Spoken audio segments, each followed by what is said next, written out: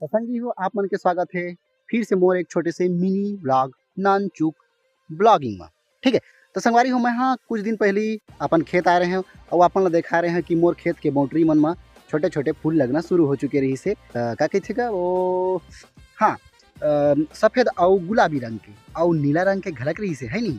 तो आप मन देखे हो कि मोर खेत के बाउंड्री है फूल माते रही सब झमाझम और अभी देखो आप मन हाँ वो छोटे छोटे नान नान फल लगना शुरू हो चुके हवा है नहीं। तो मोला लगता है कि यह फागुन तिहार के आत फागुन तिहार यानी कि होली तिहार के आत तक लेना पूरा फल लग जो ही और कुछ कुछ जगह मन पाकेल घलक धल ले रही है नहीं। तो चलो आप मन देखा था मोर खेत के बाउंड्री ए देखो संगवारी ए फूल लगे हवाए और ए देखो आप मन छोटे छोटे नान नान फल लगना शुरू हो चुके है नहीं।